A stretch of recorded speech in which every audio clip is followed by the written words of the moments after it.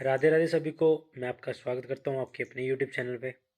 आज हम बात करने जा रहे हैं 2026 में सबसे ज़्यादा कंट्रोवर्सी या बोल सकते हो हॉट टॉपिक जो भी करंट में बना हुआ है। आज हम बात करने जा रहे हैं ना, वेनेजुएला वर्सेस अमेरिका की। आपको हाल फिलहाल में पता चला होगा कि 3 जनवरी को अमेरिका ने क्या किया, वेनेजुएला में घुसा, वहाँ पे बमबारी की उसके कुछ शहरों पे, और उनके प्रेसिडेंट और उनकी वाइफ को उठा लाए वहाँ से, जो कि एक अच्छी बात नहीं है, वो पूरी निंदा की बात है। ट्रम्प ये बोलता है कि भाई मैं ना, नोबेल प्राइज़ मिलना चाहिए मुझे, मैंने पूरी दुनिया में शांति कायम कर रखी है, ये है उसकी शांति। तो अब ये समझ लो कि उसका और ये वेनेजुएला का थोड़ा सा डिबेट थोड़े से लंबे टाइम तक चल रहा था, और वहाँ के जो राष्ट्रपति है उन्होंने इसको चैलेंज भी कर दिया था कि आप हमारा कुछ नहीं कर सकते। तो उन्होंने बोला भी ले भाई मैंने कर दिया। ठीक है, ये कमेंट्स बाजी या बोल सकते हो बयानबाजी आती रहती है। अगर यही बात है तो चीन के लिए कुछ क्यों नहीं करता, चीन से पंगा क्यों नहीं लेता अमेरिका? उनको पता है कि अगर चीन से पंगा लिया तो हमारी खाक मिटा देगा, वो हमें अच्छा नुकसान पहुंचाएगा। बट यही हालत है।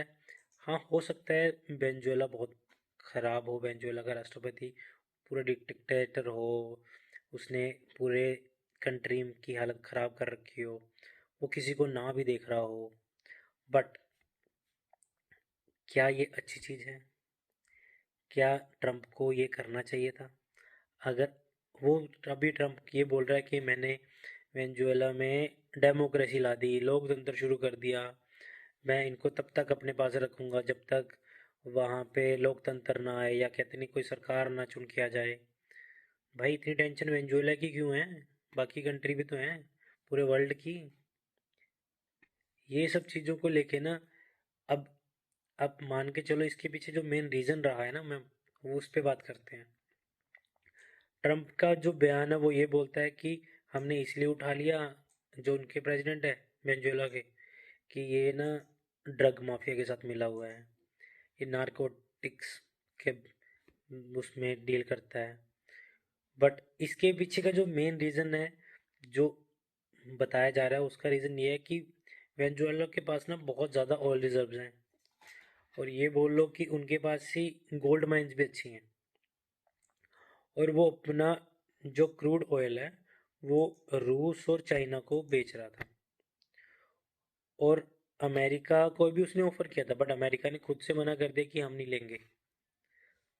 अब क्या है, अमेरिका की जो, अब ये मान लो ऑयल की प्रोडक्शन है ना, जो और उसकी ऑयल की रिक्वायरमेंट है, या बोल सकते हो ऑयल की जो डिमांड है वहाँ पे, क्रूड ऑयल की, वो बहुत ज़्यादा है, और जो उनकी प्रोडक्शन है वो उसका सिर्फ 10 to 20% ही है। तो अमेरिका को भी ऑयल इंपोर्ट करना पड़ता है। इसी के लिए वेनेजुएला ने क्या किया था कि अमेरिका की बजाय उसने रूस और चाइना को अपने एक्सपोर्ट शुरू कर दिए। तो ये बात ट्रम्प को अच्छी नहीं लगी, और उसको ये लग रहा था कि जो वेनेजुएला है वो दूसरे कंट्रियों से मिलके उसके खिलाफ कोई षड्यंत्र रच रहा है, या कहते नहीं, ये ईगो ईगो थी ट्रम्प की। अब मैं आपको एक चीज़ बता देता हूँ कि अगर यही हाल अमेरिका का रहा तो क्या कोई भी कंट्री उसके खिलाफ जा नहीं सकती? अब सोचो, अमेरिका ने अफगानिस्तान के साथ भी ऐसा किया, वियतनाम के साथ भी ऐसा किया, अब वेनेजुएला के साथ भी ऐसा किया। और आप सोचो कि बहुत सारी कंट्रियां, जापान के साथ भी ऐसा किया, इतनी बुरी हालत कर दी।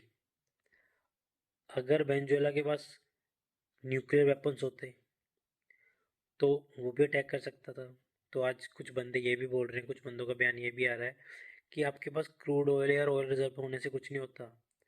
अगर आपके पास न्यूक्लियर वेपन ही ना है तो उन क्रूड ऑयल का ओनर ट्रम्प ही रहेगा या अमेरिका ही रहेगा।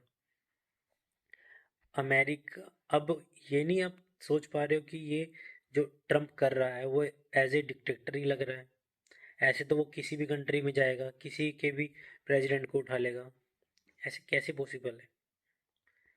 अब मुझे तो ये भी नहीं समझ आ रहा कि अब उन्होंने यूएन काउंसिल बुलाई है वेनेजुएला ने, तो कोई देश अमेरिका के खिलाफ आ क्यों नहीं रहा है?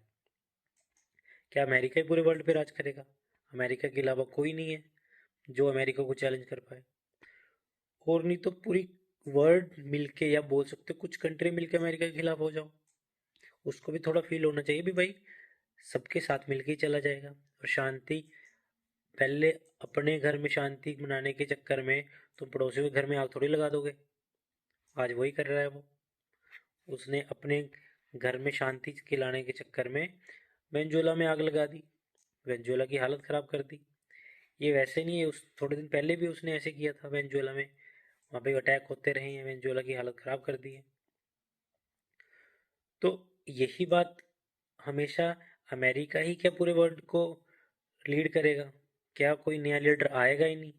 या ये बोल सकते हो कोई ग्रुप ऑफ लीडर्स ही नहीं आएंगे?